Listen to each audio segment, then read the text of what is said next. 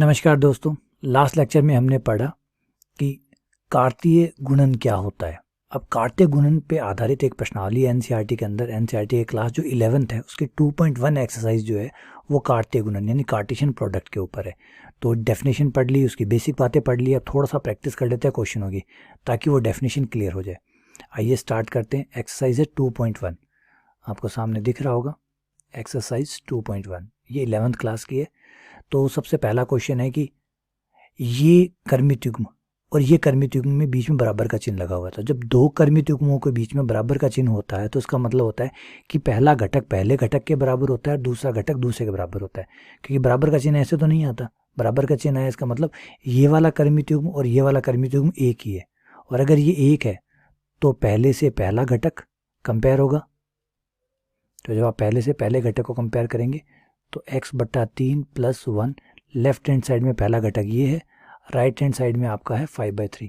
यहाँ से आप आराम से x/3 एक को इस तरफ भेज दिया, 5/3 - 1 लघुत्तम लेके घटाएंगे तो ये 2/3 हो जाएगा। 3 से 3 दोनों साइड काट दीजिए, x का मान 2 आ गया, ये x का मान आ गया। ऐसे ही आप सेकंड कंपैरिजन करेंगे सेकंड घटक का, तो सेकंड घटक आपका इस तरफ है y - 2/3, y - 2/3 और इस तरफ है हमारे पास 1/3। तो y - 2/3 बराबर 1/3। तो y बराबर हो गया आपका 1/3 और 2/3 को आप इस तरफ ले आए तो प्लस का 2/3।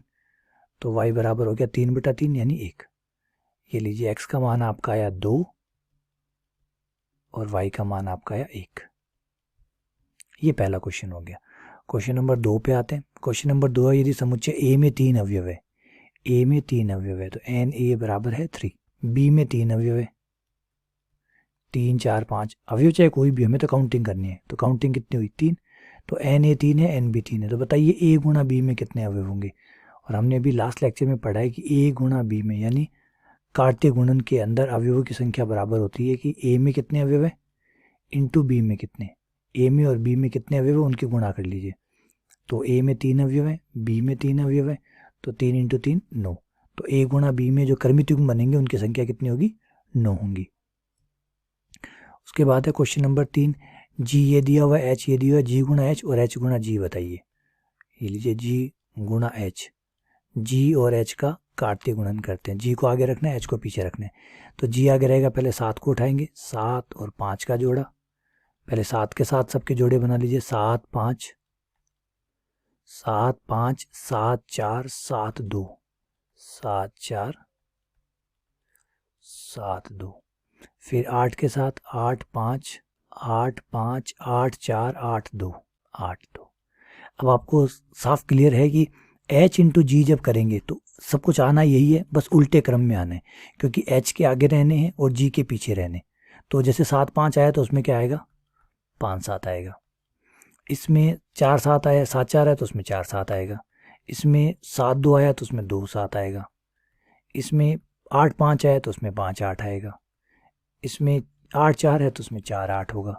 इसी में 2 8 हो जाएगा। तो आपको सिर्फ पलटना होगा क्योंकि क्रम बदल जाएगा ना, क्योंकि G गुणा H में G का एलिमेंट आगे रहेगा, H पीछे रहेगा, और H गुणा G में H आगे रहेगा, G पीछे रहेगा। तो आने तो वही सब कुछ है, उतने ही कर्मित युग्म आने, बस क्रम बदल के आएंगे। ठीक है, आइए आगे बढ़ते हैं। अगला है हमारा क्वेश्चन नंबर 4। क्वेश्चन नंबर 4 कहता है कि P में M और N अवयव है, Q में N और M अवयव है और P गुणा Q करने पर ये आया। क्या ये कथन सत्य है या असत्य है? तो यहाँ पे सीधा सीधा जवाब है ना, ये गलत है। क्यों गलत कहा भाई? क्योंकि P के पास कितने अवयव हैं, 2, Q के पास कितने हैं, 2। तो इनके P गुणा Q में कम से कम 4 अवयव आएंगे। यहाँ तो 2 ही दिखाए हुए हैं, इसका मतलब है कि ये तो नहीं हो सकता, कम से कम 4 अवयव आने चाहिए थे। तो ये गलत है, असत्य है। तो हम बता सकते हैं कौन कौन से बाकी रह गए। तो देखिए M N आना चाहिए था, है।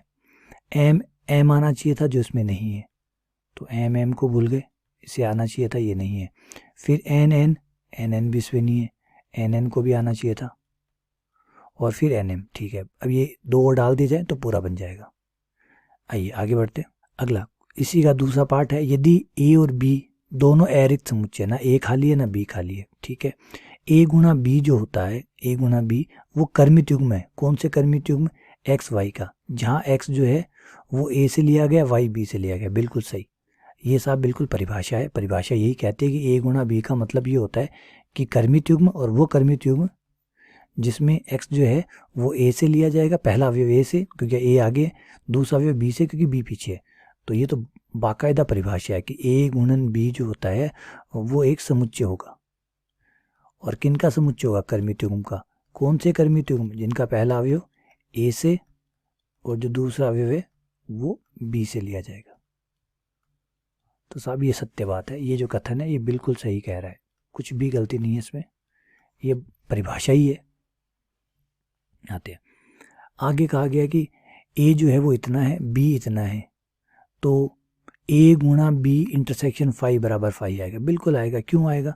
क्योंकि b का और फाई का जब आप इंटरसेक्शन करेंगे, फाई का मतलब होता है खाली, खाली समुच्चय के साथ जिसका भी इंटरसेक्शन करते हैं वो खाली आता है, क्योंकि खाली के पास कुछ होता ही नहीं है कॉमन देने के लिए।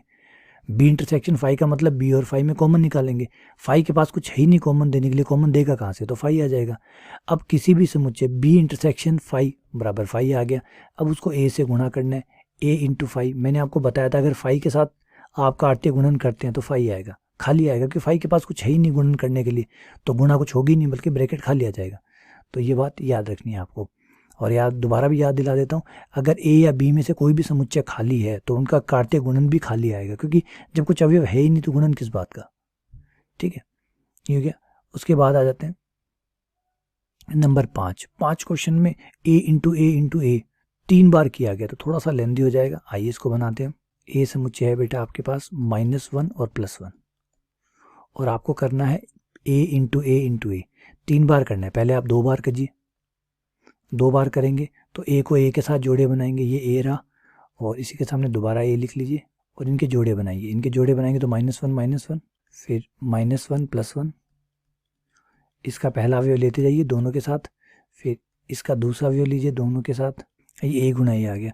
अब हमें कह रहे हैं कि a गुणा a दोबारा कीजिए तो बेटा अब जो कर्मित युग्म बनेंगे ना वो 3 के बनेंगे, क्योंकि जब आप 2 की गुणा करते हैं तो 2 के कर्मित युग्म बनते हैं, जब 3 की गुणा करते हैं 3। देखिए अब क्या होगा, अब ये होगा, ये -1 जाके इसके साथ जोड़ा बनाएगा, ये आगे आ जाएगा, ये दोनों पीछे रहेंगे। देखिए ये वाला जो -1 है ये आगे आएगा और ये जो दोनों भाई साहब है ये पीछे आ जाएंगे, सेकंड नंबर पे और थर्ड नंबर पे, सेकंड और थर्ड पे। फिर अगली बार यहाँ आएगा -1 आगे और ये दोनों भैया पीछे, फिर ये इसके साथ -1 1 -1, फिर ये इसके साथ चौथे के साथ, फिर दूसरे वाला अवयव शुरू हो जाएगा 1 -1 1 1 -1 1 1। तो यहाँ बेटा एक बात समझा देता हूँ कि a गुणा b गुणा c अगर 3 की गुणन करें, क्योंकि अब तक आपने 2 का पढ़ा हुआ है, तो अगर 3 का पढ़ना हो तो 3 में कुछ नहीं होता, 3 में 3 के जोड़े बन जाते हैं जैसे 2 के बनते थे, x, y, z 3 के। जहाँ पहला अवयव आगे a है तो पहला अवयव a से लिया जाएगा, बीच में b है तो दूसरा अवयव b से लिया जाएगा, लास्ट में c है तो तीसरा अवयव c से लिया जाएगा। बस क्रम का ध्यान रखना है, तभी तो कर्मित युग्म कहा गया। तो 3 के जोड़े बनेंगे तो सारे जितने संभावित है सारे जोड़े बन जाएंगे। अब है कि अगर आप इसमें जानना चाहते हैं कि अवयवों की संख्या कितनी होगी, तो बेटा पहले कितनी होती थी बस उसी हिसाब से यहाँ पे भी होगी। a गुणा b गुणा c में अवयवों की संख्या बराबर होगी a में अवयव कितने हैं इंटू b में कितने हैं इंटू c में कितने हैं। तो a b c में कितने हैं उन तीनों की गुणा कर लीजिए, तो आपको a गुणा b गुणा c में काटे गुणन a b c का कितने अवयव होंगे वो पता लग जाएंगे। ठीक है, चलिए वापस क्वेश्चन में आते हैं। ये क्वेश्चन नंबर 7 है। ए आपके पास है, बी आपके पास है, सी आपके पास है, डी आपके पास है। अब ये कोई बड़ा क्वेश्चन नहीं है, आपको ये बताना है कि पहले बी और सी का इंटरसेक्शन करना है। तो ये रहा आपका बी और ये रहा आपका सी। तो बी का और सी का जब आप इंटरसेक्शन करेंगे तो कुछ आने वाला है नहीं, क्योंकि फाई बी और सी में देखिए कुछ कॉमन है ही नहीं, 1 2 3 4 है, ये 5 है, कुछ कॉमन नहीं है तो फाई आ गया। अब इसकी ए के साथ गुणा करेंगे तो, क्योंकि बी इंटरसेक्शन सी जो है वो फाई है, तो ए का आप फाई के साथ गुणन करवा रहे हैं और ए का फाई के साथ गुणन करवाने का मतलब फाई आएगा, तो ये फाई आ गया। इसी तरीके से आप फिर एलएचएस साइड में जाएंगे, ये सॉरी एलएचएस हो गया, फिर आप आरएचएस में जाएंगे। आरएचएस में पहले आप ए की और बी की क्रॉस गुणा करेंगे, फिर ए और सी की क्रॉस गुणा करेंगे और देखेंगे दोनों में क्या कोई जोड़ा कॉमन है।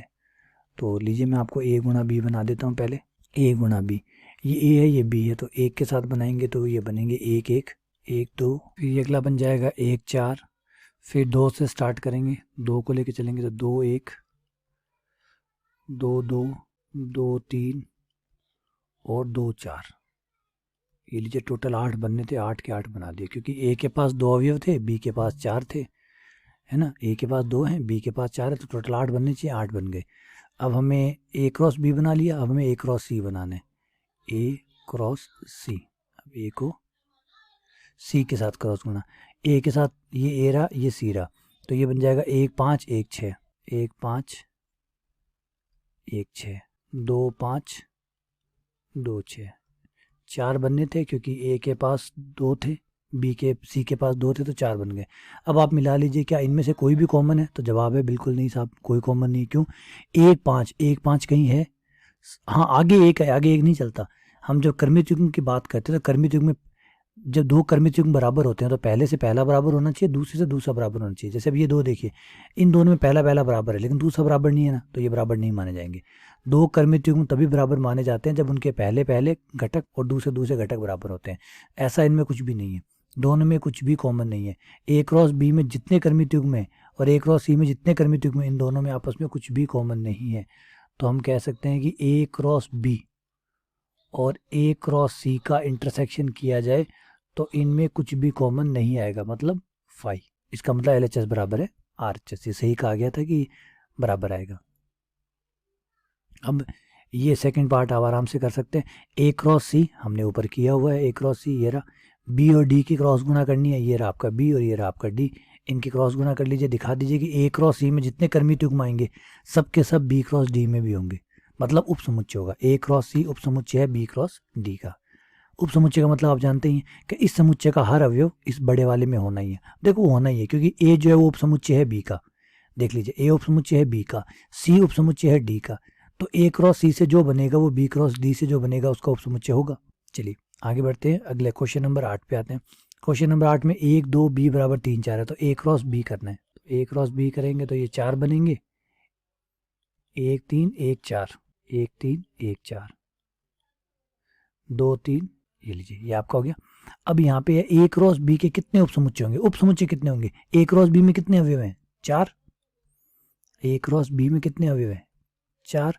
और उपसमुच्चयों की संख्या कैसे निकाली जाती है? उप समुच्चयों की संख्या 2 की पावर n।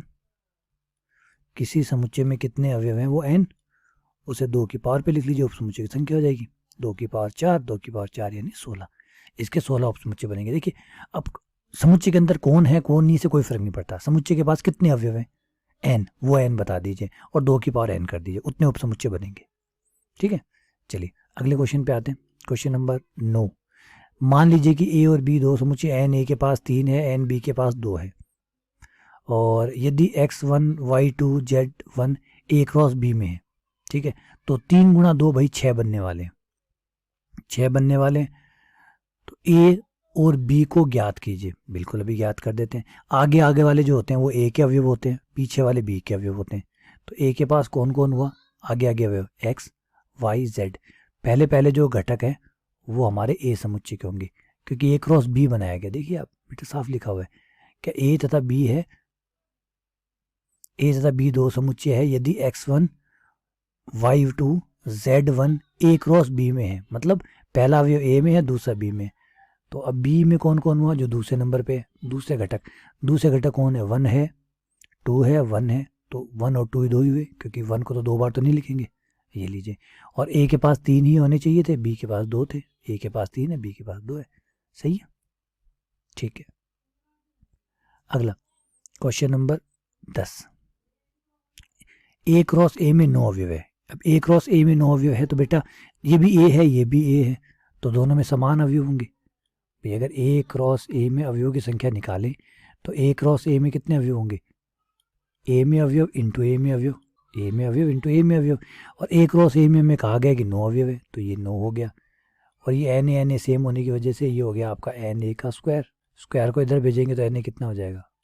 3, है ना बेटा, क्योंकि बी तो यहाँ है ही नहीं, बी की जगह ए ही है तो दोनों सेम है।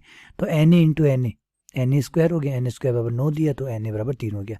तो ए के पास कितने अवयव है? 3 अवयव है। अब यहाँ अच्छी बात क्या है, पहला अवयव भी ए का होगा दूसरा अवयव भी ए का होगा कि ए क्रॉस ए की है, ए क्रॉस ए की है, तो पहला अवयव भी ए का है दूसरा अवयव भी ए का है ना। तो ए समुच्चय क्या होगा आपका इस क्वेश्चन के लिए? पहला अवयव भी ए का है तो पहले पहले अवयव लिख लीजिए, पहले -1 0, ये पहले अवयव। दूसरा अवयव भी एक ही है, 0 1, 0 तो ऑलरेडी आ चुका, 1 आएगा, ये लीजिए। तो -1 0 और +1, ये 3 अवयव होंगे इसमें। तो ये लीजिए हमारा 10वां क्वेश्चन हो गया। तो फाइनली 2.1 हमारी कंप्लीट हो गई। अब यहाँ से कोई रिलेटेड कोई प्रॉब्लम हो, इसके जो एग्जांपल है वो आप निकाल लीजिएगा। यहाँ से अगर कोई जुड़ी कोई प्रॉब्लम हो, नहीं समझ में आया तो मुझे बताइएगा, मैं अगले लेक्चर में उसका सॉल्यूशन, उसका डाउट जो है उसको क्लियर कर दूंगा। ठीक है, चलिए बहुत बहुत धन्यवाद, शुक्रिया।